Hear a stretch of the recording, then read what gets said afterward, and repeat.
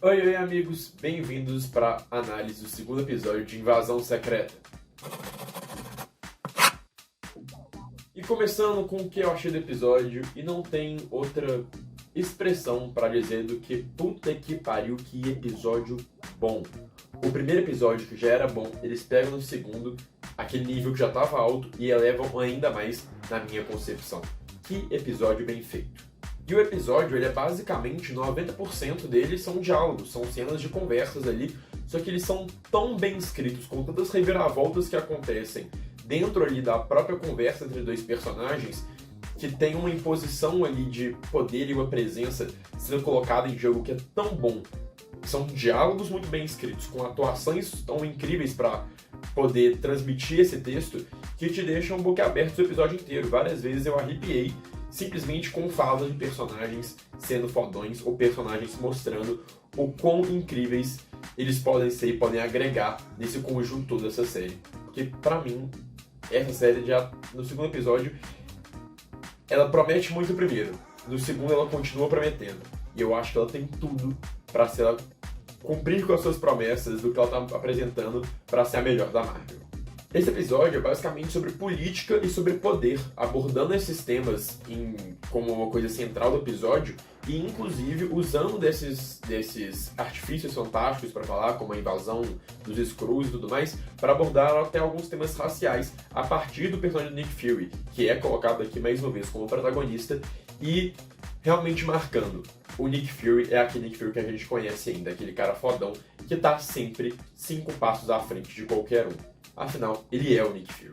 E toda a ameaça desse episódio, ela cresce exponencialmente. A gente vê como que os Skrulls estão inseridos aqui na Terra, e uma ameaça muito, muito maior. Tanto em número, porque tem mais de 1 milhão de Skrulls aqui escondidos, quanto em poder, porque eles estão colocados aqui, inseridos na cultura há tanto tempo, que eles já têm acesso a espaços muito difíceis, o que dá a eles um controle de poder e de informação muito grande do nosso planeta. Então a ameaça que a gente achava que já era grande é que a gente entende que ela é muito maior do que a gente espera. Além disso, falando dessa ameaça que cresce em escopo aqui nesse episódio, a gente conhece mais sobre o principal antagonista da série, o Gravik. A gente entende mais sobre seu passado, suas motivações e vê o quanto ele é implacável para cumprir seus objetivos. Seja quando ele entra ali matando todos os soldados, ou até mesmo para do último episódio, quando ele faz um atentado terrorista, matando mais de 2.000 pessoas, incluindo inocentes, civis e tudo mais. Ou então, quando ele chega aqui e descobre que ele foi delatado por outros companheiros, mesmo após muito método de tortura, ele não tem remorso algum em apenas executar o companheiro, porque para ele o que importa mais é a missão. A gente vê que desde mais novo ele já tem um senso de sobrevivência muito grande, quando ele vê os pais sendo mortos durante a guerra Kree Skrull e pega uma nave para conseguir escapar até a Terra, a gente vê já que ele é implacável. E agora então que ele está organizando toda essa revolta, toda essa tomada da Terra pelos Skrulls, a gente entende ele como um vilão que realmente não vai medir esforços para conseguir atingir seus objetivos. E uma coisa que eu gostei demais nesse episódio também é como a série não se esconde das suas consequências.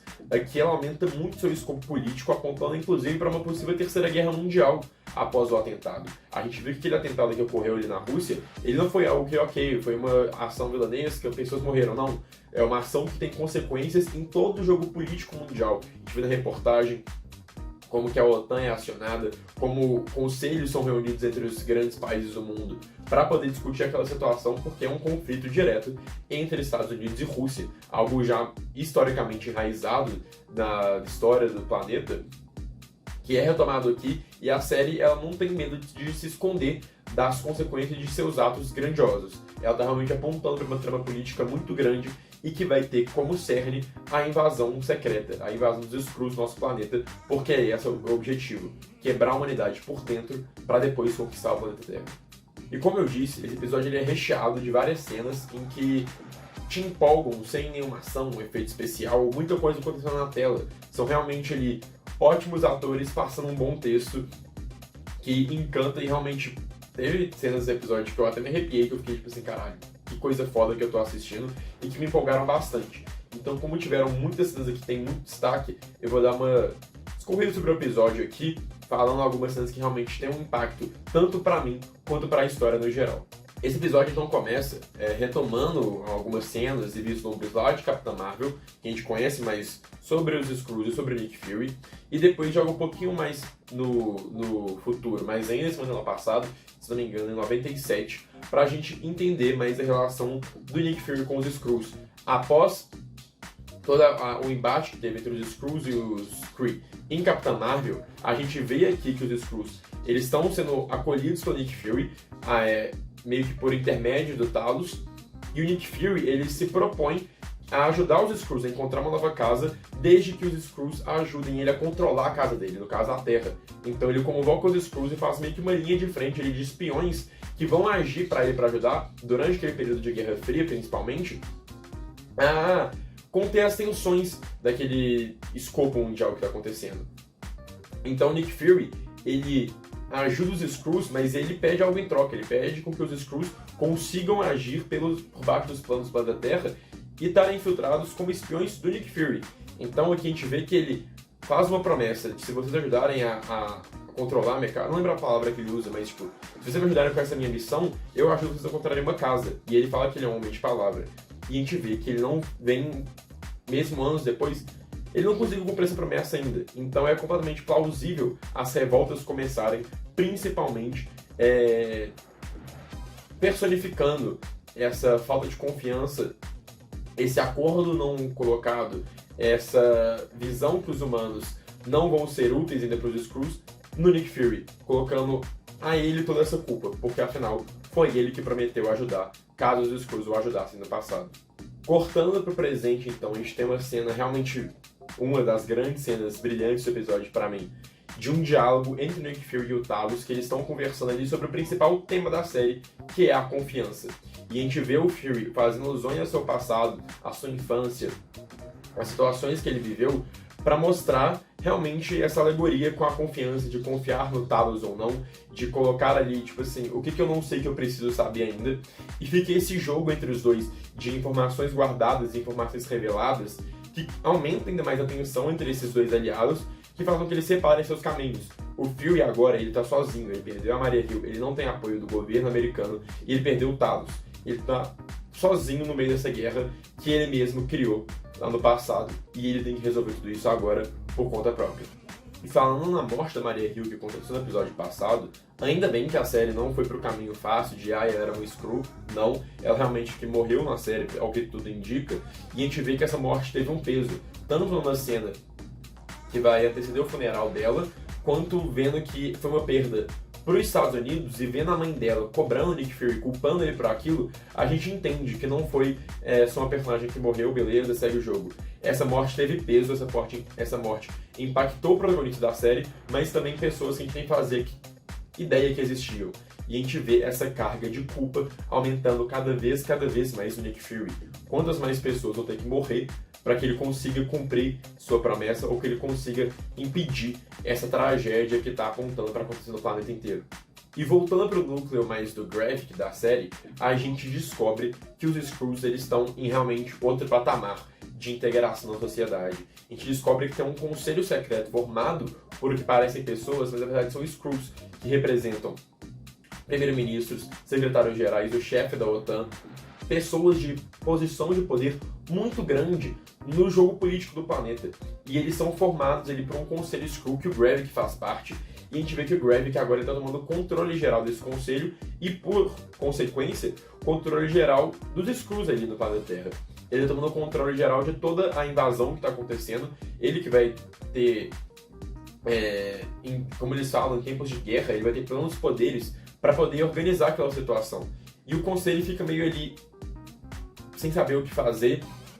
Uns tentam se opor, mas são literalmente silenciados ali na hora. E a gente vê que tem uma ali que se opõe àquilo principalmente, porque a gente vê que os Skrulls eles têm uma ligação com os humanos ainda. Aquele conselho foi formado para que eles pudessem evitar guerras dentro do planeta que a humanidade fosse criar. Então, como o próprio Nick Fury fala naquela cena com o Talos, que a humanidade não consegue conviver nem consigo mesma, como ela ia conseguir conviver com outra espécie? Seria impossível que os Skrulls realmente se integrassem naquilo tudo, mas a gente vê que por parte de alguns Skrulls, pelo menos, eles estavam antes tentando organizar o nosso planeta por debaixo dos panos. E a gente vê que, tipo assim, cara, eles julgam a atitude do Gravik. Tipo, você fez um atentado que matou mais de 2.000 pessoas. Tinham pessoas inocentes, cidadãos ali que não deviam passar por isso, e crianças principalmente, mas a gente vê que o Gravik não demonstra remorso algum, porque para ele pouco importam os meios para atingir seus fins dentro dessa invasão. E a gente vê que ele quer tomar o poder para ele. E ele toma o controle daquele conselho, como eu disse, demonstra uma fração gigante do poder dos Skrulls no nosso planeta, porque eles têm acesso à informação, e a informação dá acesso a poder dentro desse jogo político no nosso planeta. E como a gente sabe, tudo é política. Se os Skrulls estão infiltrados ali, e se o eu sempre esqueço o nome dele. Se ele está controlando toda essa situação, ele tem peças muito importantes para conseguir realmente tomar o planeta Terra para ele, quebrando a humanidade ao meio, fazendo com que os próprios humanos se matem e os Skrulls só floresçam em meio ao caos que vai estar no planeta inteiro. E em certo momento, durante essa conversa do conselho, ele até questiona: e os Vingadores, se eles voltarem, o que você pretende fazer? Ele diz que já tem um plano para isso, um plano que para mim pode ser ou que ele tem realmente um Skrull já infiltrado no meio dos Vingadores que possa passar informações constantemente para ele, ou então o que a gente descobre mais durante esse episódio. A gente vê que o Gravik, ele está conduzindo um experimento com os cientistas Skrulls ali, que estão pesquisando mais sobre DNA, e a gente vê que eles já têm um DNA do Groot, um DNA do Cool Obsidian, que é aquele cara que veio junto com o Thanos e ele luta contra o Homem de Ferro, o Doutor Estranho, o Homem-Aranha, inclusive o Wong corta o braço dele, e na batalha final ele luta contra o Hulk na Hulkbuster. A gente vê que eles têm acesso a esses DNAs do Groot, do Cool Obsidian e também de um gigante de gelo lá de Asgard. E que eles estão fazendo pesquisas de DNA, e a gente descobre depois que essas pesquisas são para uma máquina que vai aumentar os poderes dos Skrulls. Então tudo indica que vem aí os Super Skrulls, que vão ser Skrulls que não tenham mais só a habilidade de se transformar em outras pessoas, mas também Skrulls que conseguem mimetizar outros poderes. Como a gente já viu no trailer, a gente vê que o Gravik, em algum momento, ele consegue esticar os braços dele de uma forma muito semelhante com o do Groot. Então, provavelmente, esses DNAs que estão sendo coletados vão ser utilizados para realmente fortificar biologicamente os Skrulls como se fossem mutantes e se tornando superpoderosos além do que eles já são. Remetendo também ao Super Skrull dos quadrinhos, que tem uma origem mais ligada ao Quarteto Fantástico, mas não acho que eles vão para esse caminho. Eu acho que eles vão realmente pegar certos aspectos e poderes de personagens que já apareceram no universo Marvel e colocar em alguns Skrulls que vão ficar super poderosos e mostrando que eles têm capacidade para, inclusive, enfrentar os Vingadores caso eles tentem agir para parar essa invasão. A gente passa então para o momento em que o Rogue, o máquina de combate, ele tá agindo como um político ali, representando os Estados Unidos, e o mundo inteiro tá contra ele, bombardeando ele de perguntas, tipo assim, o que você vai fazer? Como vocês vão se posicionar frente a esse atentado que foi feito em nome dos Estados Unidos na Rússia, e a gente sabe todas as polêmicas que isso envolve. E a gente vê o Rogue ali meio, tipo assim, confuso, inclusive é muito engraçado ele falando assim, pô, se continuar assim eu vou ser obrigado a colocar minha armadura e sair bombardeando todo mundo, não tô aguentando mais nada isso aqui. E depois ele vê que o Fury estava observando ele e chama ele para uma conversa. E tem outra cena brilhante do episódio para mim, que são os dois conversando ali no jogo de poder, que dois aliados estão se estranhando. O Rhodes não mais confia mais no Fury, ele não acha que o Fury tem mais capacidade de fazer aquilo tudo, e ele vê que o Fury colocou todos os Estados Unidos em maus lençóis. O Fury perdeu o controle da situação. O Nick Fury, ele tá falando ali que ele tentou evitar o atentado, mas tiveram 2.000 mortos e quantos mais vão aparecer. E a gente vê que os dois têm uma discussão sobre poder, sobre chegar aonde eles estão, e que o Rhodes fica falando, tipo assim, você quer que eu seja grato a você, que eu te devo uma? E o Nick fica falando, não, eu te devo uma, você me deve outra. A gente tá realmente se ajudando nisso tudo, você só está aí porque eu te ajudei, e você sabe que nós temos que lutar cada vez mais para conseguir esse poder. E fica uma discussão sobre poder, sobre a ocupação desses espaços por pessoas negras ali, que acontece também no texto desse diálogo, e a gente vê ali aliados antes que estão ali se bicando o tempo inteiro, que eles estão tipo assim, pô, você tem que me ajudar, mas eu não vou te ajudar, e eles ficam nesse jogo ali, realmente político que está acontecendo, e acaba com que o Rose ele fala, olha, não tem como mais Fury, você está demitido, não tem o que você fazer, e a gente vê o Fury realmente mostrando quem ele é. Ele fica falando com o Rose, tipo assim, você conhece os Skrulls, eu sei lidar com essa situação, confia em mim, e o Rhodes acha que não tá mais capacitado, e ele fala que o Fury tem que voltar para os Estados Unidos, e aí que o Nick Fury, ele quebra o braço de segurança, aponta a arma ali, e fala assim, não tenho que me dizer o que eu tenho que fazer ou não, eu estando dentro ou fora, eu sempre vou estar dentro, eu sou Nick Fury, e a gente vê que aquele personagem é fodão, o Samuel Jackson é fodão, e vê aquela cena ali, que o Nick Fury, um cara teoricamente comum, que só tem poderes realmente dentro do jogo de informações, jogos políticos, de espionagem, e poderes que ele conquistou ao longo dessa sua jornada dentro da SHIELD, dentro do governo americano, é muito bom ver ele se reafirmando e provando que ele não tá só sendo um velho ali que é uma sombra do passado que ele já foi. O Nick Fury ainda é o Nick Fury. Mas a melhor cena do episódio vem depois, quando a gente vê a Sonya Fellsworth, não sei o nome dela certinho, mas a personagem da Olivia Colman fazendo aquele interrogatório como uma tortura contra um Skrull.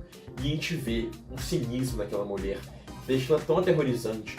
Ela não tem escrúpulos algum pra fazer tudo aquilo. Ela arranca o dedo do cara, ela ferve o sangue dele de maneira, tipo assim, com um sorriso no rosto, sendo sempre aparecendo aquele ar tão doce que a Olivia Colman consegue transmitir, mas de uma maneira tão aterrorizante que eu nunca vi. A Olivia Colman, ela é absurda, não tem outra palavra pra dizer o quanto essa atriz é boa. E nessa cena aqui, como eu disse, na primeira cena que ela aparece no episódio passado, ela já ganha a gente. E nessa cena, ela realmente te envolve de uma maneira que te deixa agonizado o tempo inteiro. Como aquela mulher pode estar torturando alguém enquanto ela tem um sorriso no rosto tão doce e passando a imagem que ela é boazinha, que ela tá fazendo aquilo pro melhor, que ela quer fazer o melhor pra todo mundo. A Olivia Colman é absurda. Essa foi a minha cena favorita do episódio, assim, de longe, muito por causa da atuação da Olivia Colman. Essa personagem não seria 10% do que ela é se não fosse a Olivia Colman interpretando ela, porque acho que poucas pessoas no mundo têm a habilidade de transmitir uma bondade mascarada de cinismo e falsidade e realmente uma frieza tão grande quanto a Olivia Colman. Poucas pessoas conseguem arrancar um dedo com um sorriso no rosto, tal qual a Olivia Colman consegue fazer isso. Ela é sensacional. Inclusive, esse episódio tem momentos muito pesados e viscerais pro padrão Marvel. A gente vê a Olivia Colman cortando o dedo dele mesmo e aparece o dedo sendo cortado. A gente vê depois o Gravik chegando e matando os caras e aparece sangue, uma coisa que realmente não acontece em muitos filmes da Marvel, eles tentam mascarar isso um pouco. Mas ele chega fuzilando todo mundo, são cenas de ação brutais mesmo, a faca que vai cortando, são tiro, porrada, bomba a todo lado. E tem um momento, inclusive, que ele mata o cara, pendurando ele, como se fosse uma carne de açougue, e como se não fosse nada. Então, realmente, eu fiquei meio assim, Marvel, é você mesmo? Fazendo esse tom mais sério, colocando consequências reais e colocando realmente coisas que impactam visualmente ali, porque realmente eles não medem esforços em colocar uma cena de tortura ou uma cena com o cara tá sendo empalado ali como se fosse um porco pro abate. É realmente bem além do padrão Marvel que a gente tá acostumado. E por fim, o episódio acaba com o Nick Fury, pelo visto, voltando para casa e reencontrando sua esposa, que a gente descobre que é uma Skrull. O que intensifica ainda mais a jornada pessoal desse personagem com a raça alienígena dos Skrull. Intensifica ainda mais essa cruzada que ele tem, porque ele tem motivações não só ideológicas, mas como emocionais também aqui colocadas em jogo, e a gente entende isso. E é algo que eu acho que vai colocar muitas consequências para os próximos episódios. Eu realmente estou ansioso para ver como essa trama, não só política, mas interna do Nick Fury, vai se concretizar pelos próximos 4 episódios da série. No mais é isso, pessoal. Espero que tenham gostado do vídeo. Não esqueça de deixar seu like, seu comentário, colocando aqui teorias que vocês têm sobre a série também. Semana que vem eu volto com a análise do 3º episódio. Muito obrigado, se inscreve também, é sempre bom lembrar. E vejo-nos semana que vem. Tchau, tchau!